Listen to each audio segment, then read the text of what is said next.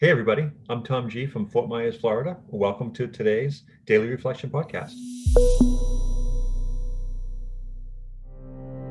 Until I was trying to control it and before I questioned there was a problem, there was no problem. I just drank, I blacked out, I passed out, no big deal. But once I got an inkling that maybe I should try to control it, that's when the real misery started. And so if I'm grateful for this life I've been given, for freedom from alcohol, freedom from fear, for this 12-step program that I didn't have to figure out, what am I doing about it? But beyond that, I keep showing up at meetings. That's the way I can express my gratitude. Welcome to the Daily Reflection Podcast with your hosts Michael L. and Lee M. On this show, we try to bring some inspiration through interviews with members of the recovery community. We are not affiliated with any 12-step program, but you might hear them mentioned throughout the course of an interview. Today on the show, Tom G. from Fort Myers, Florida. Before we get to the show, we'd love your help. We're trying to expand the reach of our podcast, and you can help us do that by providing a rating on Apple Podcasts or whatever podcast network you're listening on. If you're listening on YouTube, give us a thumbs up. Let us know what you think. Greatly appreciate that. We hope you enjoy this episode. So today is April 7th, and we've got Tom G. from Fort Myers, Florida in the house, and he is here to talk to us on today's Daily Reflection, which is a wide arc of gratitude. Fantastic. Well, Tom, welcome to the podcast. It's great to have you on the show. Thanks, Mike. Thanks, Lee. Well, we get started in the same way every day, Tom. We ask the guest if they would start us off by reading the daily reflection for the day. Could you help us get started? I'd be happy to. Today's daily reflection, April 7th, a wide arc of gratitude. In speaking for Dr. Bob and myself, I gratefully declare that it had not been for our wives, Ann and Lois, neither of us could have lived to see AA's beginning. And that's from the AA Way of Life, page 67. Am I capable of such generous tribute and gratitude to my wife, parents, and friends, without whose support I might never have survived to reach AA's doors? I will work on this and try to see the plan my higher power is showing me, which links our lives together. What are your thoughts on that, Tom? Thanks for reading, by the way. Oh, and before we get started, what's your sobriety date? Oh, I got sober on October 12th, 2002. Italian guy in the middle of Columbus Day weekend. Who knew? Right. Oh, that's impressive. That must have been a serious case of desperation. I was struck sober. It was not a plan. Okay. So as you read the daily reflection, what pops into your mind first? What came to mind when I was offered to actually do the reflection on this day, April 7th, that is the day before I walked into my first 12-step meeting, which was on April 8th. What a wide arc it is, right? I actually came in through the back door, as a lot of us say, through Al-Anon meetings. I've been drinking pretty heavily now for, probably about 2 years. I didn't really start drinking until my very late 20s, almost 30 years old, drinking heavily. And, walked into my first Al-Anon meeting because it was everybody else's fault, And, so that's what came up for me initially when looking at the day and looking at this, talking about, the wives and it makes reference to the Al-Anoners, Ann and Lois. Tell me about your wife, your parents, your friends, and their role in you getting sober. Yeah. I come from a family where there's a long lineage of alcoholics in the men in my past. My father, I grew up most of my life not knowing him. I remember him from when I was little, but he would come in and out of our lives as active alcoholics often do. It wasn't really until I was about 2 years sober, it was the first time I saw him as an adult. I went and, with the help of some friends in law enforcement, I went and found out where he was and sought him out. How it happened for me is really, there was nobody left to point the finger at. I was divorced, had, part-time custody of my son. And the way I was living my life as an active alcoholic, there was just nobody left to point the finger at. My father wasn't in my life. My ex-wife wasn't in my life. And the people around me, I came from a really loving family, a mom that worked 2 jobs to try to, keep food on the table. a stepfather who was divorced from that mother, but still raised me as if I was his own. Loving sister, loving friends, loving brother. I had nobody to blame but myself. And after going to, I think, enough Al-Anon meetings, it occurred to me that if something was going to change, it was going to have to be me. I won at an Al-Anon meeting a raffle tape of of a speaker. It's like a one act play or something. Maybe you've heard it, and it's allegedly Bill Wilson telling his story from the Big Book. And I won that cassette tape, so it was a while back. It was a cassette. It wasn't a DVD. I identified with it, and I might not be the brightest guy, but I was smart enough to know that if I was feeling like Bill, maybe I've got a problem I should look at. And from that moment until when I took my last drink, about a year and a half after that, was just misery. Trying to, for the first time, control my alcoholism. Until I was trying to control it, and before I questioned there was a problem, there was no problem. I just drank, I blacked out, I passed out, no big deal. But once I got an inkling that maybe I should try to control it, that's when the real misery started.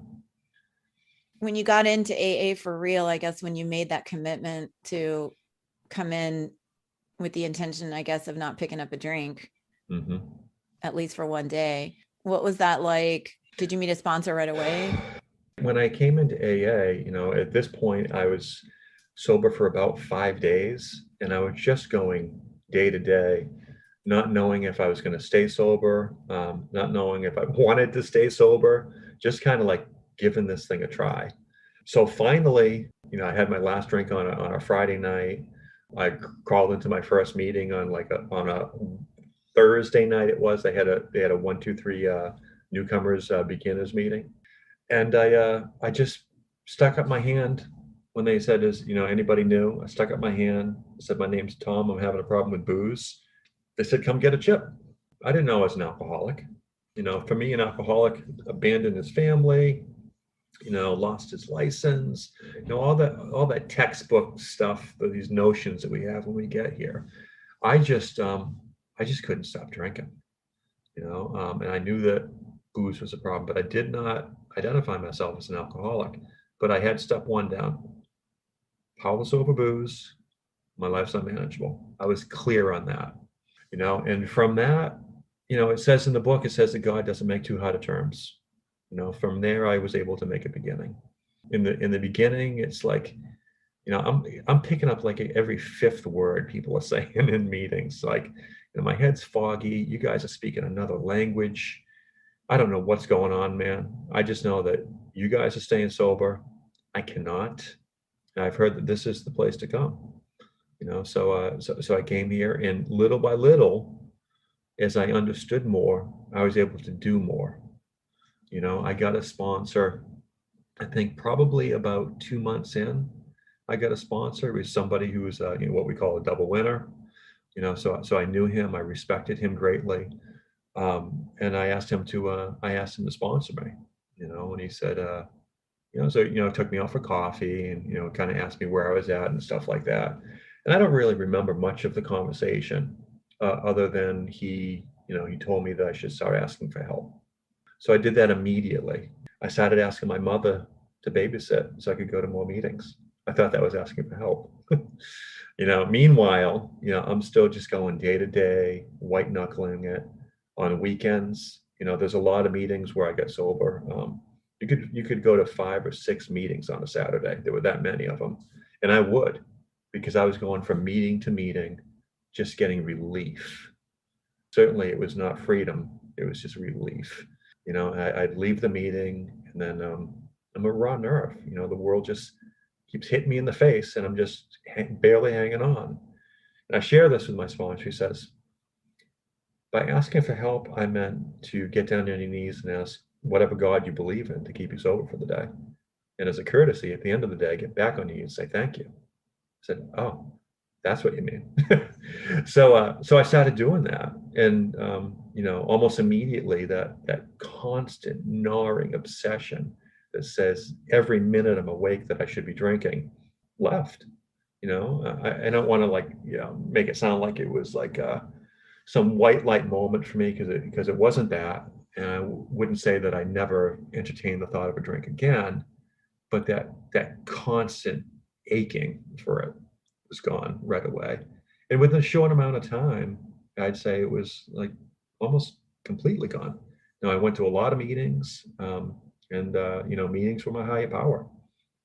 I was born, or I should say raised, I guess born would be accurate, Roman Catholic, altar boy, the whole nine yards.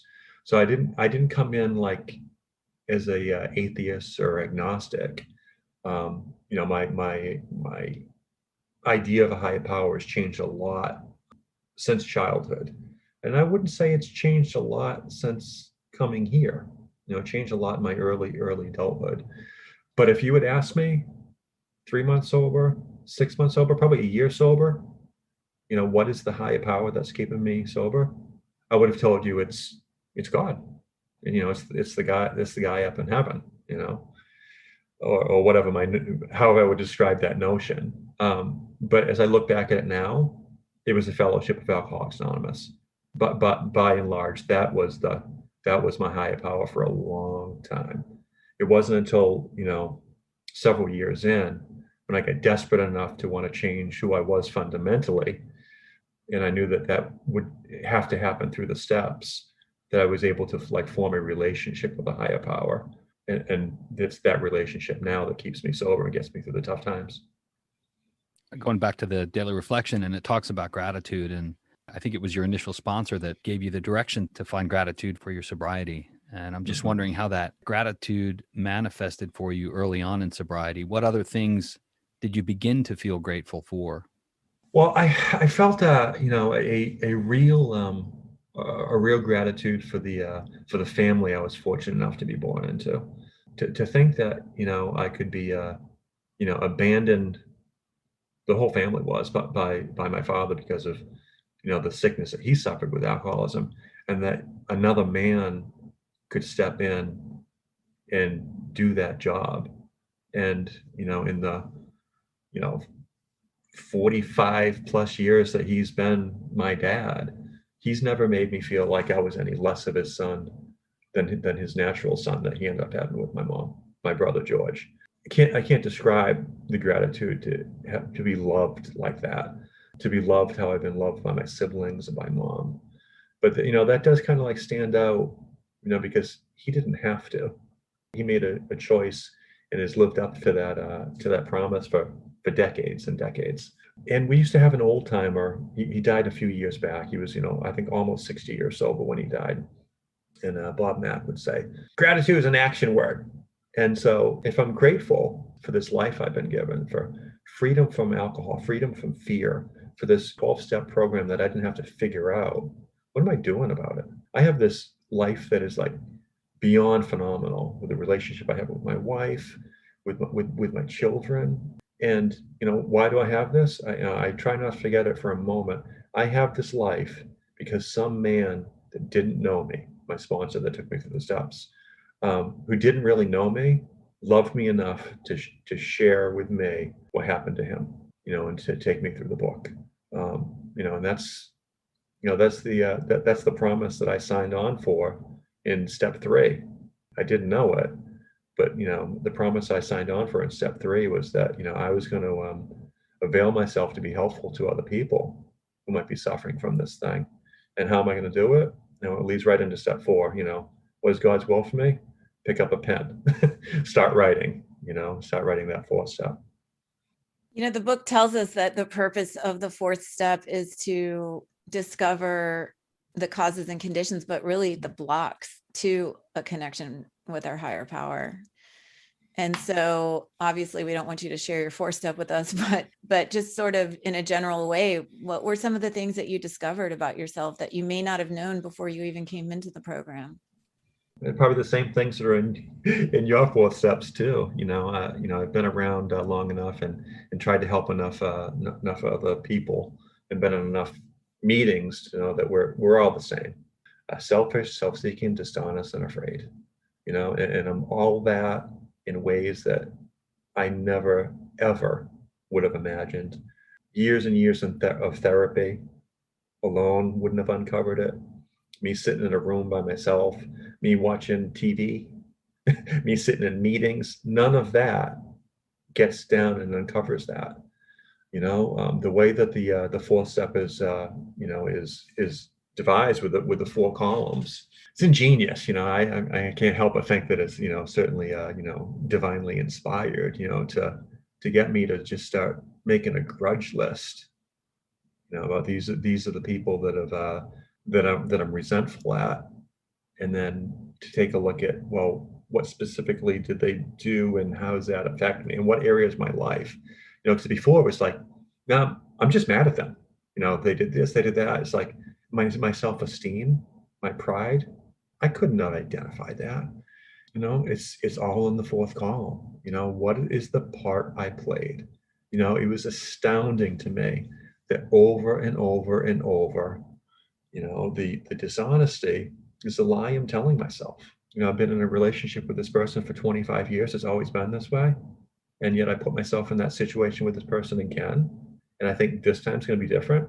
Who's the fool?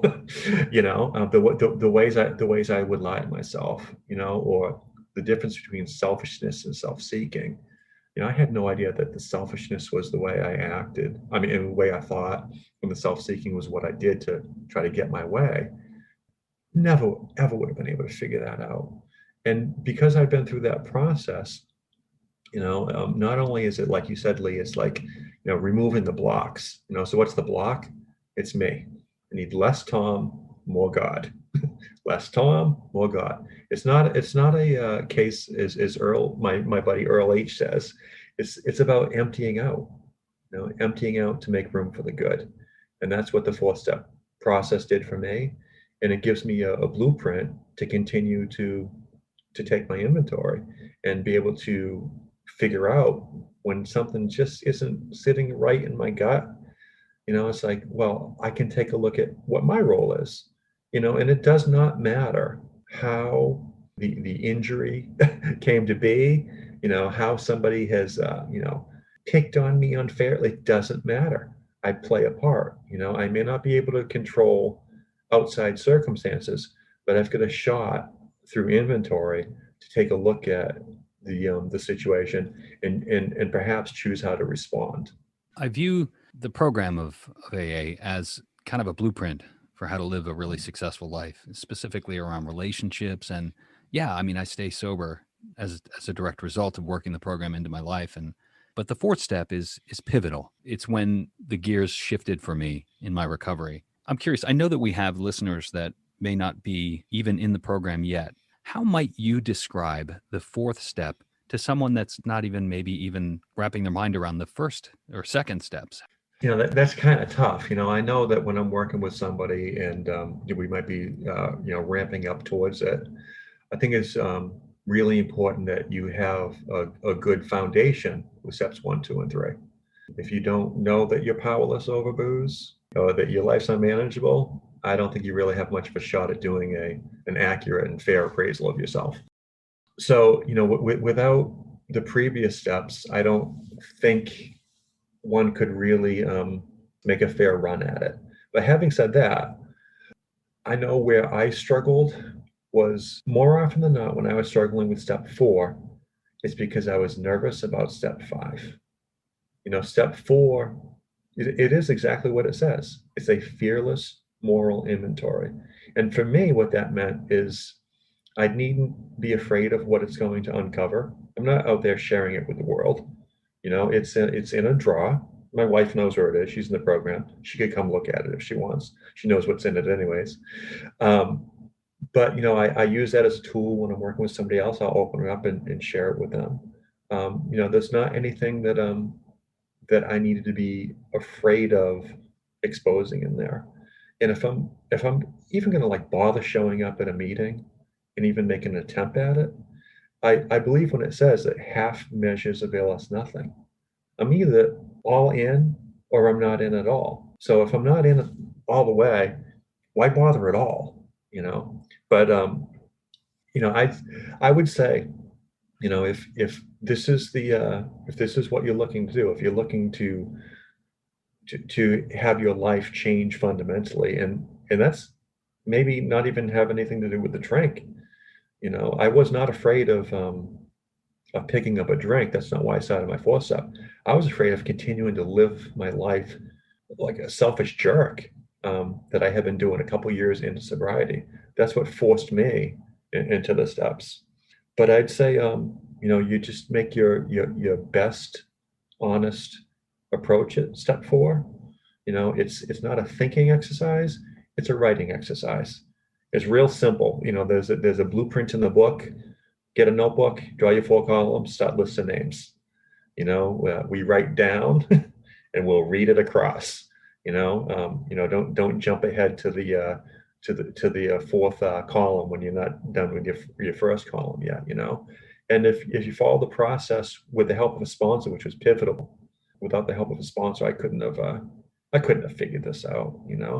Maybe I could have read the book like some remote guy in 1941 would have had to do when there were no meetings around. But fortunately, that's not the case for me. I had plenty of help, plenty of direction.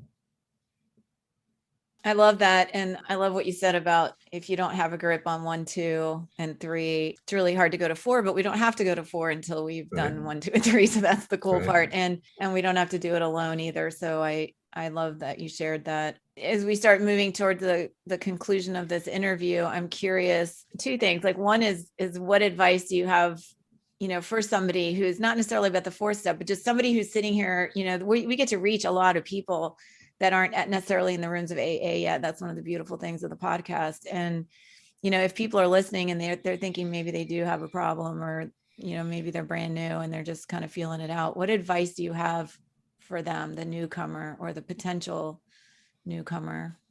It's a little bit tricky in this, pandemic era we find ourselves in, where meetings aren't as accessible as they were when a lot of us came into the program and got sober. If you're kicking the tires and thinking that you've had enough of living this alcoholic life, living this life as a hard drinker, and you think that you may need a fellowship and a 12-step program to give you a way up and out, go to meetings. Try different meetings. Not all meetings have the same flavor, if you will. I know up north I'm a big book step study guy. I go to a lot of meetings like that. In the beginning, I went to a lot of open speaker meetings, which were really nice. I could sneak in the back late, sneak out the back early. Nobody was really asking anything of me. There's women's meetings, there's ladies meetings, there's gay meetings, you name it. There's a meeting out there. So try lots of them. If you've got the courage to go up to somebody like after you've heard them speak and just start a conversation with them, I don't think it's a coincidence that I think we hear what we need to hear when we're ready to hear it. I think that a higher power puts us in places where we're able to receive that message.